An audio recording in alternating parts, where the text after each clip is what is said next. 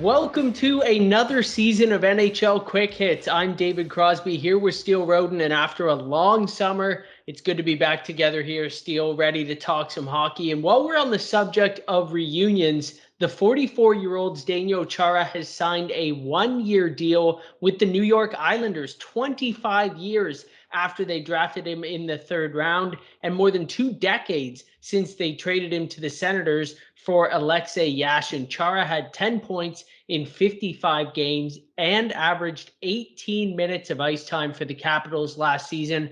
What kind of impact do you think he's going to have for the Islanders this year?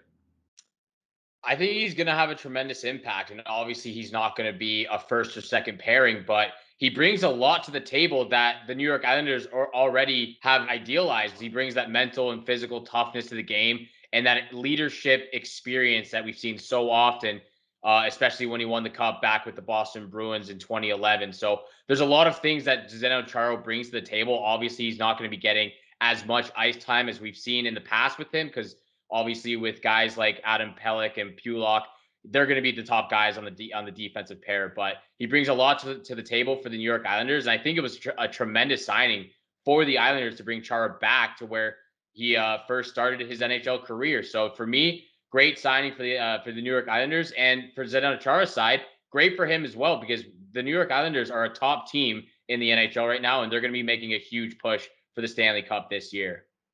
Definitely one of the best teams in the league. And I completely agree with you. You know, that leadership, that championship pedigree, that's exactly what the Islanders need right now. They want to push this team one step further. They've been so close the last couple of seasons to getting to that finals. And I think maybe this could be one of those additions that pushes them over the edge. Now, this season, Steele, we're going to inject a bit more fantasy talk into the show. And of course, Zdeno Chara is not going to be on many fantasy rosters. So we're going to talk about some goalies instead. This next segment should help you in your upcoming drafts, and especially deep ones where you're looking at least 2 goalies here per team. Now, more so than ever, so many teams in the league favor committees in net. And there are a handful of teams right now, probably more than I can ever remember, that don't have a clear number one starter.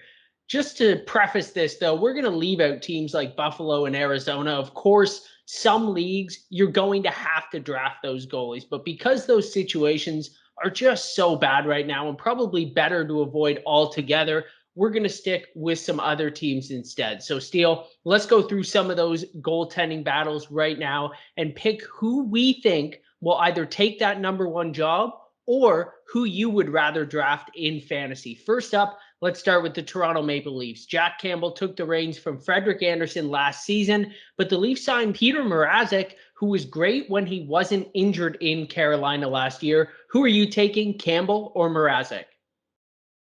Yeah, it's definitely a tough decision, and it's a new looking duo in the crease for the Toronto Maple Leafs. Obviously, with Frederik Andersen being with the Leafs for so many years, and then a little switcheroo with the Carolina Hurricanes getting Peter Mrazek for Frederik Andersen. But it's definitely a tough situation. But I'd have to go with Jack Campbell, and it's just a matter of fact that he deserves the crease and he deserves to be the number one starter for the Toronto Maple Leafs. He took over for what a lot of people were realizing that the Leafs might not have a chance. And he played his heart out and he played every single game at 110%. So for me, it's Jack Campbell, as well as Peter Mrazek only played 14 games last season. And like you said, there was when he did play in the games, he was absolutely lights out. He was a stellar goaltender for the Carolina Hurricanes, but he only played 14 games. So I'm not quite sure about how good his stamina is right now and how well he'll be at the beginning of the season.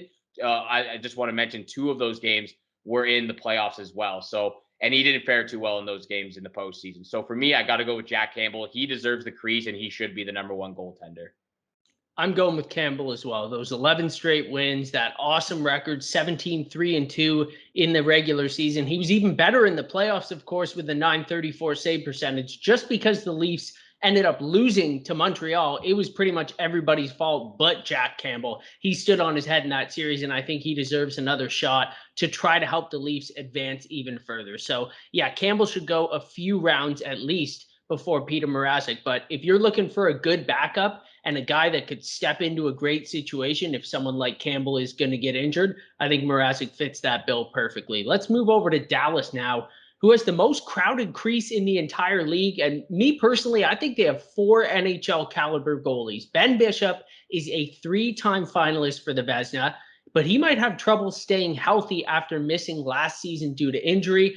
Anton Hudobin and Jake Ottinger split the starts last year. The veteran Hudobin was 12, 11, and 7 with a .905 save percentage, and Ottinger went 11 and 8 with a .911 save percentage in his rookie season. Then Dallas went ahead and added former Stanley Cup champion Braden Holtby to the mix on a 1-year deal. He, of course, had a poor statistical season in Vancouver last year. So, Steele, out of this quartet, who are you targeting?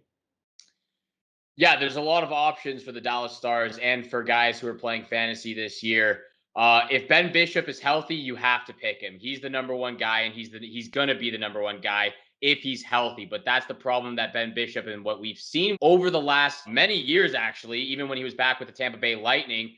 So the fact that he's had trouble staying healthy, it's something to lean away from. So the guy I'm actually looking at is Jake Ottinger, and obviously he hasn't played as many games as Hudobin or Holtby, and he's kind of just starting his career out, but he's shown a lot of potential.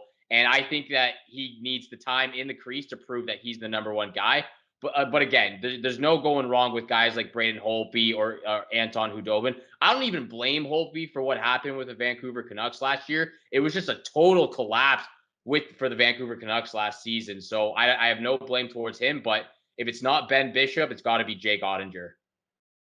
I think for me, Bishop has to be the target here. Now, especially like you mentioned, if your fantasy league has an IR spot, you just cross your fingers and hope he stays healthy. If you have a short bench, no IR, maybe you don't go after a guy like Bishop because, like you said, the chances of him getting through an entire season healthy, pretty low. One thing to keep an eye on, though, with Ottinger, when I was looking at their salary cap, he is still on a 2-way deal. So if Dallas wants to put him down in the minors, let him play starters minutes down there in the AHL and keep that veteran for a backup, that could be an option for them too. But I do think he has the most promise of the 4 as well. If you're in a dynasty league, I think he was taken in the first round. Like you said, he looked great last year.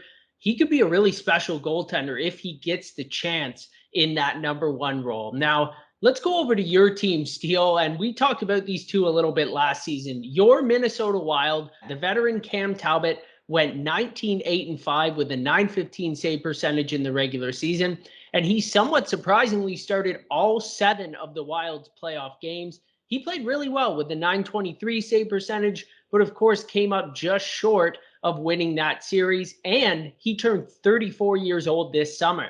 His 25-year-old backup, Kaapo Kähkönen, had a bit of an up and down season. He finished pretty strong, had a 16-8 record and a .902 save percentage. Now, clearly, the Wild didn't think that Kähkönen was ready for the playoffs last season. Is he ready to push for that number 1 job this year, though?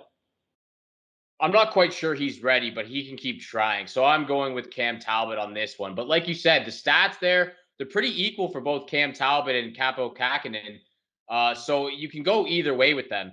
I'm leaning towards Cam Talbot. He finished the season 19-8-5 with a .915 save percentage. I think because he's played so well over the last 2 seasons and he has that experience, like you said, he's 34 years old. I think he's proven that he should remain the number 1 goaltender. And like you said as well with Kähkönen, there were times during the games where it just didn't look right and he looked a little off. And it happened a few more times than I would have liked to seen. So I'm leaning towards Cam Talbot, and I think he's the number 1 guy for the Wild this year. Yeah, I'm targeting Talbot as well. I mean, Kähkönen, like we've mentioned with a couple goalies already, if he gets that chance in net, maybe he could steal that job. But I just think looking at those last 2 seasons that you mentioned Talbot has had, he's been really good.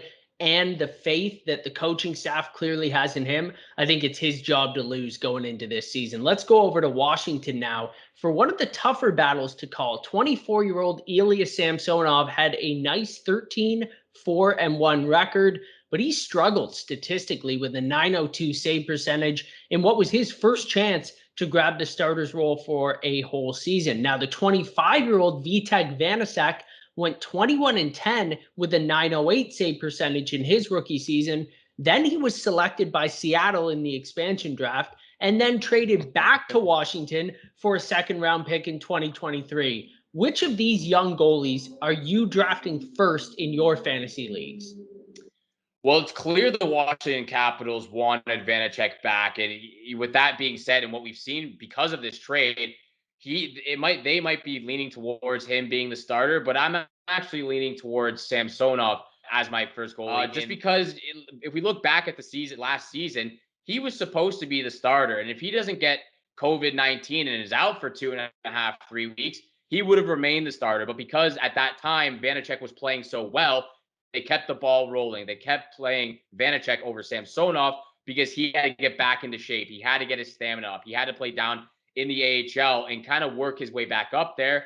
But because it's a new season and hopefully Samsonov can remain healthy and be smart with where he's where he's going at night and what he's doing on his off time, I would lean towards Samsonov. I think he's shown a lot of potential as well as Vanacek, but Samsonov was the number one guy last year, and I think he should be the number one guy this year. I'm going to go the other way, but it was really tight. I just think I really liked what I saw from Banasek last season. I'm not sure if they're just going to split the starts right at the start of the season. And that's a great point, frankly, about COVID and Samsonov not maybe being able to recover so quickly, because just because you're cleared to play doesn't mean you're at 100%. So that is definitely something to watch there in Washington. Let's go over to the Florida Panthers now, and their situation is really intriguing. Sergei Bobrovsky was a little better in his second season in Florida, going 19-8-2 with a 906 save percentage. He was, of course, outplayed by Chris Driedger, but he's now in Seattle. Bobrovsky also struggled in the playoffs. He went 1-2 with an 841 save percentage and an abysmal 533 goals against average in that playoff series loss. Enter former 13th overall pick Spencer Knight, maybe the best goaltending prospect in the league. He went 4-0 with a 919 save percentage last regular season, won one of his two playoff starts with a nice 933 save percentage. Now, you might think this is an easy choice for the rookie just listening to those numbers, but Bobrovsky has 5 years and $50 million left on his contract. Steele, can Florida afford to put Bobrovsky on the bench? I think they might have to at the beginning of the season. And like you said, pretty much since his last season with the Columbus Blue Jackets, he's pretty much been useless. And ever since he touched ground in Florida, he hasn't even been there. His mind is somewhere else, and it's been shown on the ice when he plays. Spencer Knight, like you said, he was 4-0-0 with an outstanding save percentage at 919 on the season, as well as those two playoff games that he played extraordinarily well in. I would go with Spencer Knight, and it's no disrespect to Bobrovsky, but his game is just not there, and it's not matching up to where the Florida Panthers are at right now. So something has to change, and whether you bench him for the first week or 2 weeks of the season and kind of get him a little angry, get a little feisty, get something under him that he can get his fire back into his game and start playing what we've seen him play at the in the middle of his career. As of right now, I'm going with Spencer Knight just because of, like you said, those stats are outstanding. He's probably the best goalie prospect in the league right now, and with Bobrovsky playing not up to his standards for the last 3 seasons, they need to go in a different direction, and that's where I'm going to with Spencer Knight. I think it's got to be Knight as well. And this is going to be really interesting to watch. I actually think they're probably going to ease Knight in a little bit at the start of the season, maybe try to give Bobrovsky that number one job. But at the end of the day, for me, talent just wins out. And frankly, Knight is just a better goalie at this point in their careers than Bobrovsky is. As young as Knight is, I think he's ready to take that number one job. Let's go to the island now. Semyon Varlamov finished 5th in Vezina voting last season, going 19-11-4 with a 929 save percentage for New York. He wasn't quite as dominant in the playoffs, but he was still really good, helping the Isles reach the semis with a 7-7 record and a 922 save percentage. At first glance, you might think there's absolutely no chance that the 5th best goalie in Vezina voting last year gets replaced. But the 26-year-old Ilya Sorokin had a really good rookie season. He went 13-6 with a 918 save percentage, and he really shone in the playoffs. He went 4-1 with a 922 save percentage. Varlamov finished last season as New York's clear number one. Steele. Do you think that happens again? Yeah, it has to be. Like you said, he was fifth in Vesna voting. I think he should have been top three because he was just that darn good. But as well as Ilya Sorokin played for the Islanders last year in those 14 games and then a couple in the playoffs, you have to go with Varlamov. He's been outstanding for them since he arrived there. And with Varlamov, like you said, 2.04 goals against average with a 929 save percentage. Those stats right there just speak for themselves, speaks for itself. And Varlamov is a top goaltender in this league right now. He showed that last year. He proved that last year, and he's going to prove it again this year. Obviously, you can't go wrong with a guy like Ilya Sorokin, but if you're looking for a top goalie for your fantasy team, it has to be Varlamov. I like both these guys. I think they're both going to have good enough stats that they're definitely worth rostering and probably drafting both pretty high. But I'm with you. I think you have to take Varlamov again this season, despite being 33 years old, and the fact that I think the Islanders might go closer to a 50-50 split here in the regular season. They might want to test Sorokin a little bit more. I think by the end of the year, it'll be Varlamov again, who's ramping it up heading into the playoffs. Let's finish in Columbus. Now, you might be asking why we left out Buffalo and Arizona, but we're still discussing the Blue Jackets. But prior to last season, Elvis Merzlikins and Joonas Korpisalo were both highly regarded goaltenders. Korpisalo started a small majority of their games last season. He finished with a terrible 894 save percentage, 0 shutouts, and went 9-13-7. But this is the same guy who helped Columbus sweep the Lightning in the first round in 2019-20 and boot the Leafs from the qualifying round in 2020. Elvis Merzlikins, he didn't take that step that many people predicted he was going to last year, but he did put up better numbers than Korpisalo, 8-12-5 with a 916 save percentage. So, Steele, in a deep league, will Columbus be improved enough to make either of these goalies worth drafting for you? And if so, which one are you targeting? I don't think the Columbus Blue Jackets are good enough this year for me to draft one of those goaltenders. Obviously, if I'm stuck and I need a goaltender, I would look towards that situation. But like you said, their numbers, their stats last year, their play last year was just not up to par with the year previous to that. If I had to choose a goalie, I would be going with Merzlikins. And the reason for that is, like you said, there was an expectation for Merzlikins, and he didn't live up to it. I compare Merzlikins to a guy like Darcy Kemper or a guy like a Jack Campbell that we saw last year. He has that potential to get up to that standard, but he's not quite there yet.